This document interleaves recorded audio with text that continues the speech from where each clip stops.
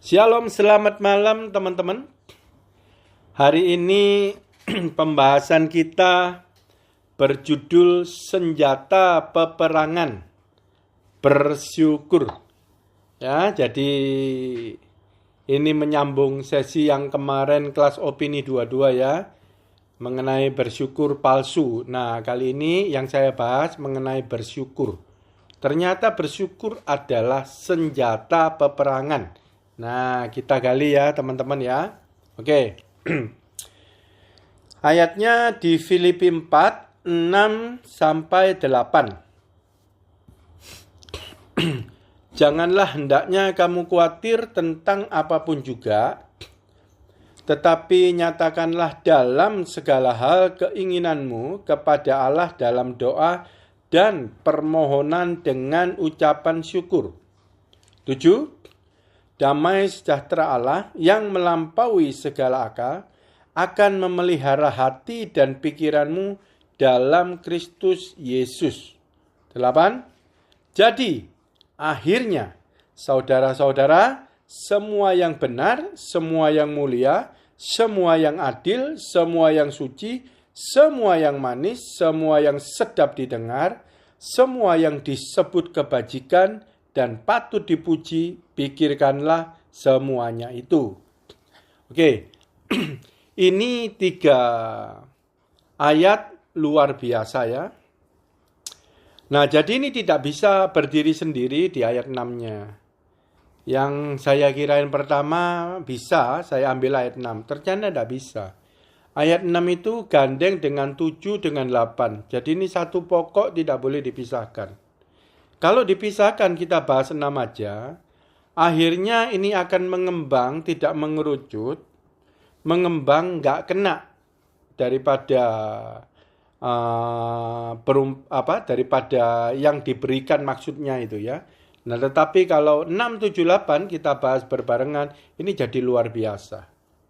Ya. Oke, saya kasih intronya aja. Intronya dulu ya, sebelum masuk ke pembahasan satu persatu. Nah, ini berbicara mengenai bahayanya khawatir. Tuhan sampai bilang, janganlah hendaknya kamu khawatir. Nah, gitu ya. Itu bahaya sekali. Nah, terus khawatir itu adanya di mana gitu ya. Nah, khawatir itu adanya di hati dan pikiran. Awalnya dari hati. Nah, jadi kalau ngomong dari hati berarti khawatir itu adalah roh. Dia hidup, dia terus menyerang, ngerepotin, memprovokasi. Jadi itu namanya roh khawatir. Nanti ada ayat-ayat berikutnya ya. Ini saya kasih intronya saja dulu. Nah, jadi khawatir itu menyerang dan merusak. Apa yang dirusak? Hati dan pikiran. Ya, yang dirusak. Hati dan pikiran. Oke? Jadi orang bisa galau. Kalau galau, dia udah nggak fokus sama firman, sama imannya. Ingat ya, yang perumpamaan penabur semak duri itu. Semak duri adalah kekhawatiran. Naturnya manusia, itu kekhawatiran. Sebelum firman itu datang, justru firman itu untuk melenyapkan kekhawatiran. Ya, harusnya begitu. Nah, kalau yang ini, ketika kita mengentertain khawatir itu, makanya imannya, firmannya jadi mati. Ketika imannya mati, pikirannya mati, itulah dia ngomong, kekhawatiran itu menyerang dan merusak hati dan pikiran. Jadi galau dan di sana dia memberikan jalan untuk menyimpang dari iman. Ya, jadi sudah diambil alih. Nah, itu seperti auman singa iblis. Dia memprovokasi, menelan, dia memberikan jalan. Jalannya itu menyimpang dari iman. Ya. Nah, oke. Di ayat 7 ini disambung. Damai sejahtera yang melampaui segala akal akan memelihara hati dan pikiranmu dalam Kristus Yesus. Yang di ayat 6 khawatir, di ayat 7 dikatakan memelihara hati dan pikiranmu. Jadi khawatir ini nyerangnya di hati dan pikiran yang dirusak. Orang bisa stres sampai gila. Ya, makanya Tuhan ngomong ayat 7-nya, peliharalah hati dan pikiranmu oleh damai sejahtera Allah. Itu musuh khawatir, damai sejahtera. Ya kan? Nah, makanya nasihat terakhirnya, supaya hati dan pikiranmu itu terpelihara. Nomor 8 nasihatnya. Jadi akhirnya, saudara-saudara, semua yang benar, mulia, adil, suci, manis, sedap didengar, kebajikan, patut dipuji. Pikirkanlah semua itu. Pikirkanlah artinya renungkanlah. Nah, renungkanlah itu di pikiran, disuplai dari hati. Yang tadi semua yang disebutkan baik itu hanya firman Tuhan yang bisa kategori seperti itu. Jadi sebelum khawatir berlebihan menyerang, makanya nasihat nomor 8, kamu itu harus merenungkan firman siang dan malam. Baru ada damai sejahtera. Dan damai sejahtera yang melampaui segala akal.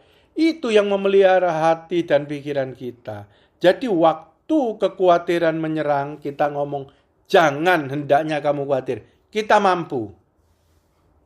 Tapi orang yang gak suka ngerenungi firman, pikirannya itu duniawi, begitu kena khawatir, ya emang naturnya khawatir. Itu bisa stres berlebihan gak karuan. Karena emang sebelum benih itu tanaman semak duri sudah ada. Itu daging banget, roh khawatir itu daging banget. Itu aktivitas daging yang melanggar firman. Merusak hati dan pikiran. Bahaya nggak khawatir? Bahaya. Dia bisa membunuh iman. Dia bisa membunuh benih. Kita bisa melupakan semua perkataan-perkataan Tuhan. Bahkan kesaksian hidup kita menjadi tidak berlaku. Hanya oleh roh khawatir itu. Lumpuh. Oke, sekarang kita bahas pelan-pelan. Intro udah selesai, itu gambaran besarnya. Kita masuk pelan-pelan supaya lebih jelas. Jadi khawatir itu adalah roh yang memberikan suatu vision kepada kita. Ini tandingan iman yang memberikan visi. Ya. Ini memberikan vision juga khawatir. Suatu bayangan masa depan yang buruk. Yang tidak sesuai dengan keinginan kita yang baik. Itu khawatir. Ya, nggak ada ya kalau bayangan kita, wah bagus, khawatir, nggak ada. Pasti yang buruk, makanya khawatir. Gitu kan? Nah itu, bayangan buruk. Dia memberikan vision kepada kita. Bayangan yang buruk. Ya, nah itu bayangan yang buruk. Kalau kita entertain, makanya kita jadinya kacau balau, hati dan pikiran rusak. Nah, perintah Tuhan makanya janganlah engkau khawatir. Harus dilawan. Oke, kita lanjut. Amsal 12 ayat 25 dikatakan gini. Kekhawatiran dalam hati membungkukkan orang. Tetapi perkataan yang baik menggembirakan dia. Nah ini. Kekhawatiran dalam hati membungkukkan orang. Ini kita fokus. Ya. Amsal 12:25a. Kekhawatiran itu adanya dalam hati sebelum di pikiran. Kalau dalam hati itu roh. Ya. Ingat ya. Kalau roh itu namanya roh khawatir. Kalau seperti ini itu namanya iblis. Setan, roh jahat dengan nama roh khawatir. Nah itu yang dinamakan auman singa si jahat. Dia keliling, siapa yang bisa ditelan. Gitu ya. Nah kekhawatiran dalam hati membungkukkan orang. Apa itu membungkukkan? Membungkuk itu adalah menundukkan. Membuat orang itu taat pada dia. Sehingga kita menuruti daripada kekhawatiran kita. Langkah-langkah kita taat kepada roh kekhawatiran itu. Sehingga bukan taat sama firman. Makanya imannya mati, firmannya jadi nggak ada yang keluar. Jadi orang itu tunduk kepada apa yang roh khawatir itu ngomongin. Pasti menyimpang dari iman, itu pasti. Itu yang namanya roh kekhawatiran, auman, singa iblis yang sudah tertelan, itu bungkuk. Dia taat. Ya. Itu berbicara kekhawatiran. Nah, kekhawatiran itu adalah versi jadi ya, kebalikan daripada iman. Berbicara negatif. Iman juga gitu, tapi positif. Dia dapat vision, ya, dapat jalan. Nah, kekhawatiran juga gitu. Diberi gambaran yang jelek-jelek. Ya, terus habis itu diberi jalan. Nah, itu rusak semua, jalannya menyimpang dari iman. Nah, jadi roh kekhawatiran gampangnya itu tipu daya iblis. Ya. Tapi yang repot manusia daging lebih suka merenungkan kekhawatiran daripada merenungkan firman itu siang dan malam. Yosua 1 ayat 8. Ya, jadi kekhawatiran itu membuat keintiman kita beralih. Keintiman dari Tuhan dipaksa kita menjadi keintiman dengan kekhawatiran. Keintiman dengan roh. Sampai nggak bisa tidur. Sedangkan renungin firman aja ada batasannya, ngantuk tidur. Tapi begitu merenungin dari roh kekhawatiran sampai nggak bisa tidur. Sebegitu intimnya, menarik, mengikat. Buruk itu. Ya, bahaya sekali. Oke. Sekarang Tuhan nasihatkan di Filipi 4 ayat 6. Janganlah hendaknya kamu khawatir. Nah, janganlah. Berarti ini peperangan. Ini peperangan, janganlah, itu perang. Kekhawatiran semak duri itu naturnya manusia itu sejak jatuh dalam dosa itu di sana naturnya. Nah, jadi ini adalah peperangan seumur hidup. Ya, semakin kita jauh sama Tuhan, berarti semak duri semakin membesar, kekhawatiran kita lebih dan lebih dan lebih dan lebih. Ya, dan itu berat sekali hidupnya. Makanya dikatakan membungkukkan orang. Ya, Tuhan ngomong jangan. Nah, jangan berarti merang. Perang berarti harus ada modal dong, harus ada senjata dong. Ya kan? Nah, itu loh yang tadi saya bilang. Di ayat 8 dikatakan, jadi akhirnya saudara-saudara, semua yang benar, mulia, adil, suci, manis, sedap didengar, kebajikan, patut dipuji, pikirkanlah itu. Sekarang hal apa yang seperti ini kalau bukan cuma firman? Apapun itu. Ya, jadi kalau ada input-input dari teman, lain-lain pekerjaan, dan itu benar-benar tidak baik, itu jangan direnungkan, jangan dipikirkan. Kan pikirkanlah, renungkanlah ya. Nah, hanya firman ini yang semuanya dibilang benar, mulia, adil, suci, manis, sedap didengar, kebajikan, dipuji, itu cuma firman. Nah, pikirkanlah itu. Jadi harus firman ini memenuhi hati dan pikiran kita. Jadi waktu kekhawatiran itu timbul dari daging kita, roh khawatir itu, kita bisa melawannya, bisa berkata jangan, karena pikiran kita penuh firman. Orang yang gak suka firman, gak pernah renungi firman, ya jebol kena khawatir. Pasti kekhawatiran lebih besar daripada firman. Akhirnya terhimpit. Mati firmannya. Benihnya mati. Perumpamaan penabur kan seperti itu. Gitu ya. Sedang kekhawatiran itu dihembuskan oleh roh-roh jahat. Diberi gambaran semua membangkitkan yang negatif-negatif untuk kita menyimpang daripada iman. Gak ada kekhawatiran mendekatkan sama Tuhan, gak ada. Selalu dia kasih gambaran yang negatif.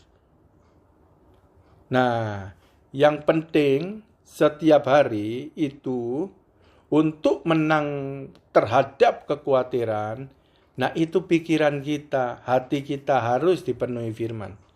Harus merenungkan. Yosua 1 ayat 8 nggak bisa tidak. Posisi Maria Lukas 10:39 mendengarkan perkataan Tuhan, yaitu engkau mengucapkan dan merenungkan firman itu siang dan malam. Tidak bisa tidak. Kalau yang nggak suka firman, nggak sekutu intim sama Tuhan, pasti itu hidupnya dikendalikan oleh roh khawatir.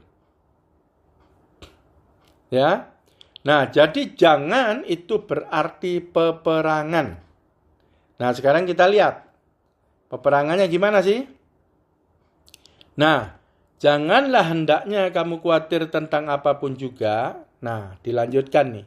Tetapi, nah ini tetapi perangnya ini. Nyatakanlah dalam segala hal keinginanmu kepada Allah dalam doa dan permohonan dengan ucapan syukur. Nah, pertama, nyatakanlah segala keinginanmu kepada Allah dalam doa. Nyatakan. Jadi nyatakan apa yang jadi keinginanmu. Kalau kita nggak intim sama Tuhan, lah ini repot. Ini keinginannya bisa ngawur-ngawur nggak karuan. Nah, jadi keinginan kita selalu pasti berlawanan dengan khawatir. Karena khawatir itu negatif. Terus kita ingin dong lepas dari hal-hal negatif itu, dari khawatir itu. Nah, di sana itu kita harus masuk dalam doa. Dan ini doa peperangan. Karena roh khawatir itu aktif. Kalau kita kalah aja kita nggak bisa tidur. Berarti dia aktif hidup loh. Dan daging kita suka sekali. Sampai ada tenaga kuat nggak bisa tidur itu kan daging kita suka sekali. Merenungkan itu. Coba renungin firman bisa nggak? Sampai nggak tidur. Nggak bisa. Bahkan orang itu yang ngawur ya. Baca firman ngantuk tidur. Obat tidur ya kan itu ngawur ya. Nah begitu. Ya, jadi nyatakanlah. Jadi kepada Tuhan doa. Ini doa peperangan loh. Ini nggak main-main. Jadi apa keinginanmu? Lepas dari kekhawatiran itu apa? Ngomongin semuanya. Jujur sama Tuhan. Nyatakanlah. Gitu ya. Nah ketika nyatakanlah. Itu konfrontir. Itu ada kuasa Tuhan itu. Sudah mulai berperang. Kita dengan roh khawatir itu. Udah ada remnya itu sedikit. Roh khawatir itu. Udah gak nyembur-nyembur. Udah gak bungkuin kita. Udah ada perlawanan sedikit. Waktu kita menyatakan kepada Tuhan. Gitu ya. Nah ini loh. Ini yang penting ini. Keinginan kepada Allah dalam doa. Ya, jadi orang Kristen tidak bisa lepas dalam doa. Doa itu bukan berarti kita nggak aktivitas, henti semua, enggak. Jadi di perjalanan, dalam bisnis, dalam apapun, pas roh kekhawatiran itu menyerang, langsung kita doa. Apapun kegiatan kita dalam hati, kita perangi. Kita ngomong sama Tuhan. Gitu ya. Makanya pikiran kita, hati kita harus penuh dengan firman. Yang bisa hentikan roh jahat, cuman firman. Nggak bisa kekuatan daging. Kalau kekuatan daging itu sebentar. Ya, seperti motivator sebentar. Dingin habis itu balik lagi. Tapi kalau benar-benar firman beda. Karena Tuhan ngomong, nanti hatimu dan pikiranmu tidak galau. Karena damai sejahtera Allah melampaui segala akal. Segala akal melampaui di atas itu. Jadi kalau nanti pikiranmu galau itu bisa tenang. Ditundukkan oleh firman Tuhan. Karena ada Roh Kudus. Ya. Nah, orang yang hati pikirannya tidak penuh firman. Ini bahaya. Waktu menyatakan ini bisa ngawur-ngawur juga sama roh khawatirnya. Lebih ngawur lagi. Gitu ya. Nggak berkenan juga. Coba kita lihat. Yakobus 4 ayat 3 diomong gini. Atau kamu berdoa juga. Tetapi kamu tidak menerima apa-apa karena kamu salah berdoa. Sebab yang kamu minta itu hendak kamu habiskan untuk memuaskan hawa nafsumu. Loh, bisa waktu kena peperangan kekhawatiran, kamu salah minta. Mintanya cuma nafsu aja. Gitu loh. Jadi peperangannya mubasir itu. Bukan benar-benar kepada serangan roh khawatir itu. Tapi udah gak tahu kemana-mana malahan. Memuaskan nafsu. Sukses? Enggak sukses doanya. Gitu ya. Nah terus ada lagi. Orang yang benar-benar tidak penuh firman. Mazmur 109 ayat 7 dikatakan gini. Ini luar biasa, hati-hati teman. Ya. Mazmur 109 ayat 7 dikatakan gini. Apabila dihakimi, biarlah ia keluar sebagai orang bersalah. Nah ini. Dan biarlah doanya menjadi dosa.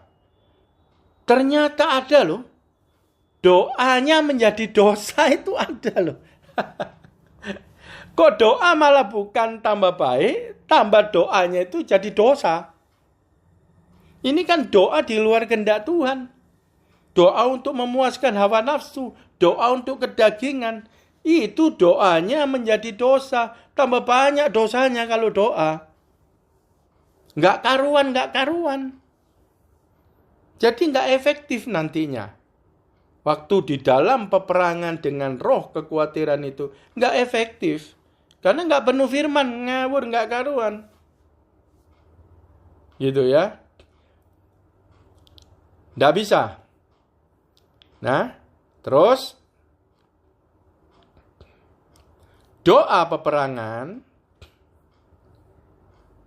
dikatakan gini. Tetapi nyatakanlah dalam segala hal keinginanmu kepada Allah dalam doa dan permohonan. Ingat, sifatnya permohonan. Ya, sifatnya permohonan bukan maksa Tuhan. Ya, bukan maksa Tuhan. Hasil kepunyaan Tuhan. Permohonan kita. Oke? Dan ini yang paling penting penutup dari doa peperangan. Dengan ucapan syukur. Makanya saya bilang, bersyukur itu senjata peperangan. Itu pamungkas. Kalau di dalam tinju, ini langsung hook kanan, ngarah ke muka roh khawatir, jebret dia diem pingsan. Ini ucapan syukur nggak main-main. Ketika doa peperangan, penutupnya ucapan syukur. Nanti kita belajar gimana ngucap syukur. Kok bisa jadi kunci penutup kemenangan di dalam doa ketika bertempur dengan roh khawatir, auman singa iblis. Ya, jadi jelas di ayat ini harus ditutup dengan ucapan syukur. Gitu ya. Nanti kita belajar. Jadi, nyatakanlah keinginanmu. Oke, kita telanjangin tuh. Semua auman singa, lapor sama Tuhan. Ya, terus keinginanmu keluar dari sana. Dan itu hati dan pikiranmu harus benar-benar penuh firman. Jadi efektif untuk menghentikan roh khawatir auman singa itu diam, mulutnya diikat. Ya, dan penutupnya itu ucapan syukur. Ini harus, ini materainya. Nggak bisa ngambang, harus jebret, stop. Begitu ucapan syukur stop, itu roh khawatir harus stop. Itu tuntunan Tuhan begitu loh. Penutup materai kemenangan daripada roh khawatir itu ucapan syukur. Ya, kadang doa bisa salah. Tapi kita mau yang sempurna. Terus lebih sempurna kita belajar. Makanya harus posisi Maria, renungkan firman siang dan malam, Yosua 1 ayat 8. Jangan tunggu khawatir nyerang, telat. Ya, stres dulu, benjol dulu, menang, oke menang. Tapi benjol dulu. Tapi kalau bisa, sebelum roh khawatir itu merajalela, kita cut dulu. Oke, sekarang kita belajar. Ini ucapan syukur ini penting, nggak bisa sembarangan. Nggak bisa sembarangan ucapan syukur. Banyak yang salah mengucap syukur. Jadi materai penutupnya itu nggak efektif. Nah, kita mau yang efektif. kita belajar ya. Apa itu ucapan syukur? Ibrani 13 ayat 15. Sebab itu marilah kita oleh dianya Tuhan Yesus, senantiasa mempersembahkan korban syukur kepada Allah, yaitu ucapan bibir yang memuliakan namanya. Ini dasarnya. Sebelum kita masuk firman-firman selanjutnya mengenai ucapan syukur, harus ada dasarnya, nggak boleh keluar dari ini. Ya, ucapan syukur itu korban. Kenapa korban? Karena itu berlawanan dengan waktu khawatir. Waktu khawatir negatif kalau ucapan syukurnya ini memuliakan Tuhan. Berlawanan, itu korban. Korban itu. Nah, jadi ucapan syukur itu dari bibir keluar, cirinya yang paling benar itu memuliakan nama Tuhan. Jadi kadang ada yang salah, orang ambil cuma satu ayat aja. Makanya saya bilang nggak bisa hidup dari satu ayat. Ucapan syukur dalam segala hal gitu ya. Itu bagus emang, tapi harus ngerti juga, dicari lagi gitu ya. Dalam segala hal berarti kalau ada yang nggak enak terus kita ngomong, misalnya kecopetan, ngomong terima kasih Tuhan, aku mengucap syukur, aku kecopetan. Lo gak memuliakan Tuhan itu. Ini gak boleh, harus yang memuliakan Tuhan. Ya, banyak kejadian negatif yang kita terus mengucap syukur karena kejadian negatif. Itu gak memuliakan Tuhan. Dan gak ada korban syukur. Dan Tuhan tidak disenangkan juga. Ya, anaknya keadaan negatif, kena bencana gitu, kok malah ngucap syukur yang bencananya ya? Enggak. Jadi ciri pertamanya, dasarnya harus memuliakan Tuhan. Itu ya, apapun yang ucapan bibir memuliakan Tuhan, itu kita sebagai korban syukur. Padahal kita lagi tertekan. Padahal kita lagi kena serangan roh khawatir, kita lagi perang. Gitu ya. Tapi penutupnya memuliakan nama Tuhan. Ya, jadi apa yang memuliakan Tuhan? Kalau keadaan tidak enak nih. Habis nyatakan, habis gini gitu, tutup ucapan syukur, kamu ngomong, aku bersyukur Tuhan. Dulu Tuhan melakukan perkara besar terhadap hidupku. Aku diselamatkan. Aku keadaan gak bagus, terus Tuhan kasih jalan keluar. Aku pernah disembuhkan. Dulu seperti itu, sekarang pun seperti itu. Aku pasti lolos, dan roh khawatir, aku ikat mulutmu. Dan bahkan sampai selama-lamanya aku tetap ditolong Tuhan. Itu ucapan syukur memuliakan Tuhan. Langsung roh khawatirnya itu kita ikat mulutnya. Berhenti. Jangan khawatir, kita menang. Ya. Mazmur 50 ayat 23. Saya kasih banyak ayat-ayat mengenai ucapan syukur. Biar lebih pakem, mantep kita ya. Siapa yang mempersembahkan syukur sebagai korban, ia memuliakan aku. Siapa yang jujur jalannya, keselamatan yang dari Allah akan kuperlihatkan kepadanya. No, syukur sebagai korban, ia memuliakan aku. Jadi kata-kata syukurnya itu memuliakan Tuhan. Itu korban persembahan. Ya, siapa yang jujur jalannya, keselamatan yang dari Allah akan kuperlihatkan padanya. Banyak ayat-ayat kalau hati pikiran kita merenungkan, banyak ayat-ayat. Tuhan janji aku jujur, pasti Tuhan selamatkan. Di sini ditulis siapa yang jujur jalannya, keselamatan yang dari Allah akan kuperlihatkan kepadanya.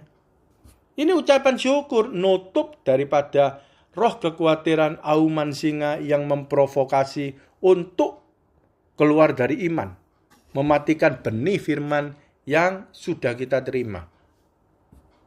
Ya. Oke, terus kita lihat lagi. Mazmur 26 ayat 7. Ini Daud, ini ucapan syukurnya gila, melimpah banget loh. Hebat ini. Ini benar-benar raja peperangan rohani dia. Sambil memperdengarkan nyanyian syukur dengan nyaring dan menceritakan segala perbuatanmu yang ajaib. Syukur bisa dinyanyikan. Nah, kalau punya lagu favorit, boleh tuh. Nyanyian syukur dengan nyaring. Ada nyaring, bukan bergumam. Nyaring. Sampai ada kelegaan. Nyaring. Dan menceritakan segala perbuatanmu yang ajaib. Loh, dasarnya tetap perbuatan Yesus, Tuhan Yesus yang ajaib. Memuliakan Tuhan, tetap dasarnya seperti itu. Ini ada satu ayat lagi luar biasa. Mazmur 42 ayat 6. Mengapa engkau tertekan hai jiwaku? Ini tertekan nih. Salah satunya khawatir. Ya, kita anggap khawatir nih. Ini tekanan ini. Jiwa, pikirannya ini yang tertekan. Stres, depresi. Nah, ini tulisannya gitu. Dan gelisah di dalam diriku. Di dalam diriku ini pikiran. Berharaplah kepada Allah. Sebab aku akan bersyukur lagi kepadanya, penolongku dan Allahku. Loh, waktu udah mau nyatakan doa peperangan, bersyukur. Bersyukurnya ngomong, aku bersyukur lagi hari ini. Penolongku, Allahku yang ajaib. Ya, masalahnya belum kelar, tapi tekanannya itu sudah melonggar. Stres, depresi, kita nggak masuk ke sana. Karena Tuhan nolong setelah ini. Setelah doa, kita menang roh kekhawatiran. Karena roh kekhawatiran itu, roh pembohong. Kita dibayang-bayangin yang jeleknya aja. Padahal firman Tuhan, rancangan Tuhan, damai sejahtera, sukacita masa depan yang cerah. Dia balikkan semua firman.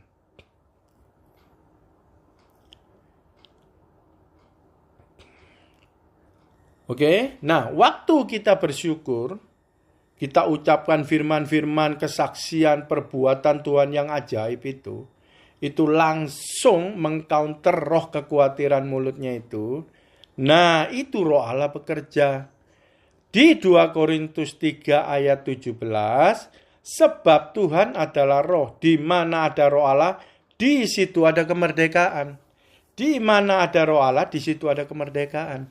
Waktu kita mengucap syukur, waktu kita benar-benar deklarasi, itu pakai firman yang ada di dalam kitab benih, itu Roh Kudus. Itu perkataan Roh Kudus yang ada di dalam kita. Di situ ada kemerdekaan. Kalau ada kemerdekaan, berarti roh khawatir sudah lepas. Yang mengintimidasinya sudah tidak mencengkeram kita. Aumannya sudah berhenti. Mazmur 28 ayat 7 dikatakan gini. Tuhan adalah kekuatanku dan perisaiku. Kepadanya hatiku percaya. Kepadanya hatiku percaya. Aku tertolong sebab ia beria-ria hatiku. Sebab itu aku beria-ria hatiku. Dan dengan nyanyianku aku bersyukur kepadanya.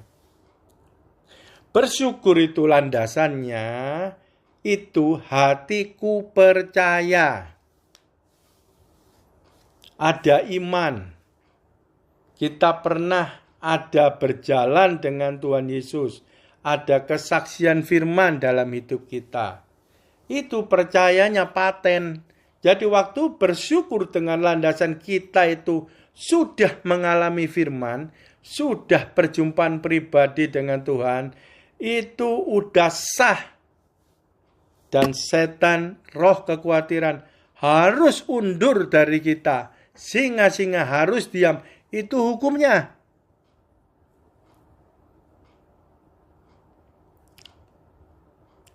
Nah, saya kasih lagi. Ini yang bahaya. 1 Tesalonika 5 ayat 18 dikatakan gini.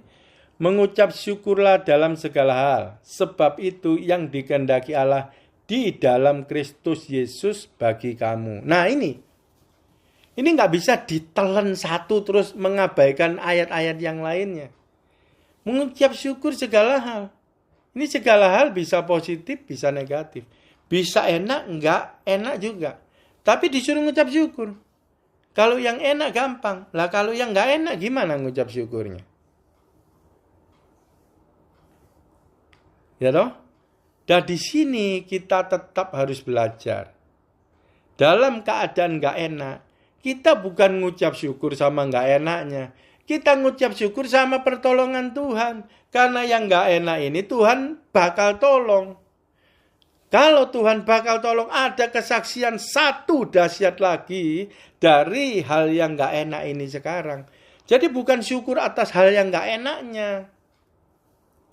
Syukur atas pertolongan Tuhan, aku dilewatkan, aku jadi pemenang. Bahkan lebih dari pemenang dalam kejadian yang enggak enak ini.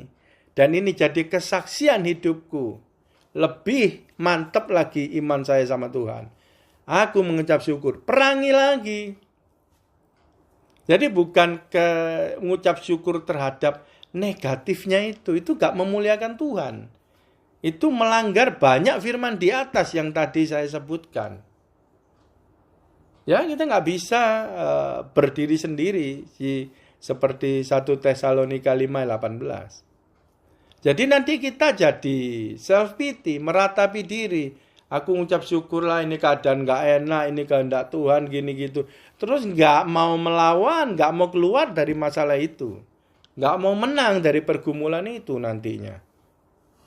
Itu kan syukur palsu yang kemarin, sesi kemarin diomongin. Gak seperti itu. Ya. Mazmur 54 ayat 8. Dengan rela hati aku akan mempersembahkan korban kepadamu. Bersyukur sebab namamu baik ya Tuhan. Dengan rela hati. Ini diomong rela hati loh. Kalau kita lagi diberkati terus ngucap syukur. Mana ada rela hati? Ya emang kita seneng. Kok ada rela hati? Kenapa? Itu berlawanan. Korban itu. Nggak enak itu korban. Mempersembahkan korban. Rela. Keadaan nggak enak. Tapi kita rela. Harus tetap Tuhan itu baik. Angkat positifnya. Kita perangi yang negatifnya. Kita keluar. Ya.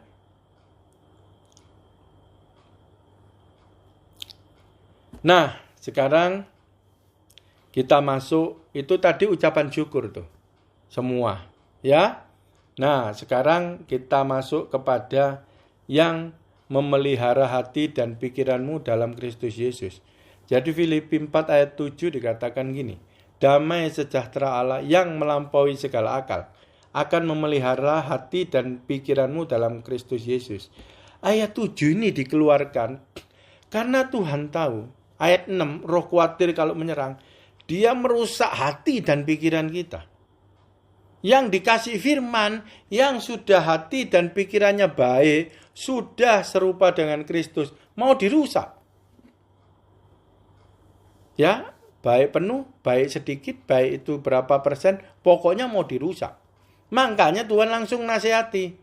Ini loh, hati dan pikiranmu harus dipelihara. Kan ngomongnya dalam Kristus Yesus, dalam iman. Ini berbicara hati dan pikiran kita itu dalam firman, sesuai firman. Itu ya, itu yang akan dirusak. Nah, yang memelihara adalah damai sejahtera Allah. Nggak bisa diem-diem kita terima damai sejahtera Allah, nggak bisa. Ini dalam Kristus Yesus, dalam firman. Harus penuh firman. Penuh firman itu bukan hafal. Ngerti, itu iman. Itu yang memberikan damai sejahtera. Nah, firman itu dengan rasa damai sejahtera. Itulah hati pikiran kita tidak rusak. Jadi waktu kekhawatiran menyerang itu bisa dilawan langsung. Jadi dia tidak membesar semak duri itu. Bahkan yang terhimpit oleh benih firman Tuhan. Dia yang mati. Bukan firman Tuhan yang mati. Kolose 2 ayat 7 dikatakan gini. Ini berbicara memelihara ya. Memelihara hati dan pikiran itu nggak bisa sekali siram. Terus sampai selama-lamanya tumbuh, subur, berbuah. Enggak loh. dirawat, dijaga, diberi nutrisi, dibersihkan. Jadi biar tumbuh terus jangka waktu lama. Ya, selama kita hidup selamanya. Kolose 2 ayat 7 dikatakan, hendaklah kamu berakar di dalam Dia dan dibangun di atas Dia. Dan hendaklah kamu bertambah teguh dalam iman yang telah diajarkan kepadamu. Dan hendaklah hatimu melimpah dengan syukur. Hatimu melimpah dengan syukur. Ini perintah.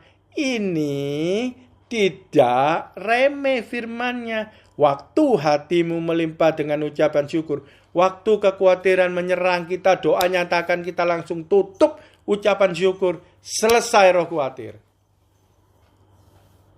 Nggak ada jalan lagi. Auman singanya itu berhenti. Sudah diikat mulutnya oleh roh Tuhan itu. Firman Tuhan. Ya. Makanya nasihatnya dikatakan di ayat 8. Filipi 4 ayat 8 ini jawabannya. Sebelum roh khawatir itu ngamuk tambah gede, makanya dinasehatkan. Jadi akhirnya saudara-saudara, nah ini kuncinya. Semua yang benar, mulia, adil, suci, manis, sedap didengar, kebajikan, patut dipuji. Pikirkanlah semua itu. Filipi 4 ayat 8 ini sama dengan Yosua 1 ayat 8. Perkatakan dan renungkan firman itu siang dan malam. Perkatakan itu salah satunya ucapan syukur, korban persembahan kita. Di waktu kekhawatiran itu menyerang, kita kick balik, serang balik. Dengan doa, peperangan, dan ditutup dengan ucapan syukur. Kalau hidup kita tidak intim sama Tuhan, itu tidak bisa. Pikiran kita nggak ada pikiran firman, gimana perangnya? Bahkan doanya pun jadi doa yang dosa. Ngawur semua. Dan akhirnya ditutup dengan tanpa ucapan syukur. Kosong hati pikirannya. Sudah dikuasai kekhawatiran. Bahkan keintimannya sudah diambil. Bukan memperkatakan dan merenungkan firman. Tapi memperkatakan dan merenungkan kekhawatiran itu yang disajikan oleh roh khawatir, auman iblis itu. Menarik keintiman dari Tuhan kepada iblis. Yesaya 41 ayat 1 terakhir. Dengarkanlah aku dengan berdiam diri. Hai pulau-pulau, hendaklah bangsa-bangsa mendapat kekuatan baru. Biarlah mereka datang mendekat. Kemudian berbicara, biarlah kita tampil bersama-sama untuk berperkara. Ini luar biasa ayatnya ya. Luar biasa. Nih teman-teman, ayat terakhir. Dengarkanlah aku. Ini modal orang Kristen dengar sama Tuhan aja. Satu modalnya. Posisi Maria ini. Dengarkanlah aku.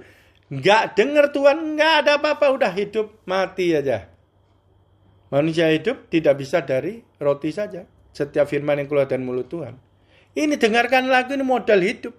Orang Kristen berkenan sama Tuhan, modal hidup. Renungkanlah firman itu, dengarkan Tuhan. Dengan berdiam diri. Jadi berdiam diri itu pikirannya bukan kemana-mana. Kadang aktivitas bisa. Nggak masalah, cuman pikirannya itu jangan terpecah-pecah, tetap fokus. Nanti Tuhan ngomong, karena Tuhan ngomong itu lembut, nanti kita dengar, gitu. Nah ini, dengan berdiam diri. Kita nggak bisa merasa kuat, merasa gagah, nah itu nggak berdiam diri. Ya, khawatirnya nggak berhenti, terus pikirannya kita kuat sekali, sombong, bisa ngatasi masalah, ya nggak bisa dengar suara Tuhan. Itu nggak berdiam diri. Itu namanya berkuat diri. Ya, hai pulau-pulau, hendaklah bangsa-bangsa mendapat kekuatan baru. Loh, mendapat kekuatan baru. Dari mana kekuatan baru? Dengerin Tuhan. Perkataan Tuhan itu firman yang hidup, itu iman, itu kekuatan baru namanya. Makanya manusia itu nggak bisa dari roti saja. Itu kekuatan jasmani, kekuatan rohani, kekuatan baru ini. Kuncinya dari mana? Dengarkan aku. Firman yang kita dengar, yang kita ngerti, itu kekuatan baru. Kalau dapat kekuatan baru, seperti tadi, dengarkan. Waktu kita masuk dalam peperangan, pas kita ucap syukur, sudah tamat roh kekhawatiran. Enggak bisa kekuatan baru, kekuatan Tuhan siapa yang lawan? Ya dong? Nah, Tuhan nasihatkan lagi. Biarlah mereka datang mendekat, kemudian berbicara. Baiklah kita tampil bersama-sama untuk berperkara. Biarlah mereka datang mendekat. Apa ini? Ini berdoa. Datang mendekat berdoa ini. Berdoa untuk apa? Berbicara sama Tuhan, berperkara. Tuhan, ini roh khawatir ini Tuhan. Aku mau berhenti. Utarakan keinginanmu. Tuhan gini gitu. Berperkara sama Tuhan. Nanti Tuhan memperdengarkan suaranya. Firman yang hidup ketika kita ngerti percaya, itu kekuatan baru. Itu menang. Kita keluar dari pergumulan kita. Dan keluarnya itu bukan pasif ya. Itu karena peperangan. Jadi akhirnya langkah kita itu dituntun Tuhan. Itu langkah kemenangan. Keluar dari pergumulan. Ya, jangan langkah pasif terus iman, duduk, diam, duit datang. Enggak, itu enggak benar juga. Tetap kita bergerak terus, tuntunan selanjutnya apa? Tapi kita sudah dapat kekuatan. Udah ada jaminan dari Tuhan. Pasti menang. Jadi, penting enggak ucap syukur? Penting sekali. Penting sekali. Itu harus.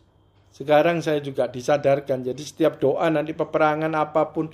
Dalam bisnis, keluarga gini-gini. Selalu ujungnya ditutup sama ucap syukur.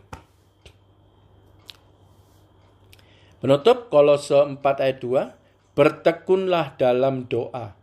Bertekun dalam doa loh. Karena roh khawatir ini seumur hidup teman-teman. Dia bisa tumbuh lagi.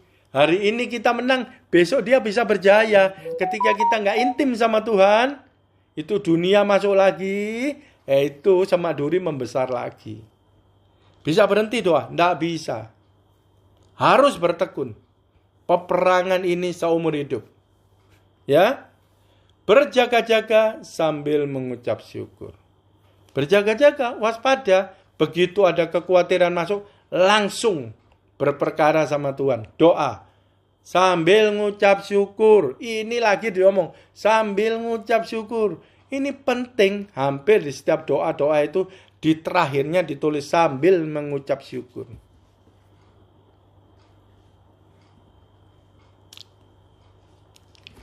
Saya punya ayat favorit. Itu untuk biasanya galau-galau ya. Yeremia 29 ayat 11 itu. Sebab aku ini mengetahui rancangan-rancangan apa yang ada padaku mengenai kamu. Demikianlah firman Tuhan, yaitu rancangan damai sejahtera, bukan rancangan kecelakaan. Dan memberikan kepadamu hari depan yang penuh harapan. Ini tutupannya kalau lagi galau, saya ngomong. Ini rancangan setan, ini gak bagus ini. Rancangan Tuhan adalah damai sejahtera, bukan kecelakaan, hari depan penuh harapan.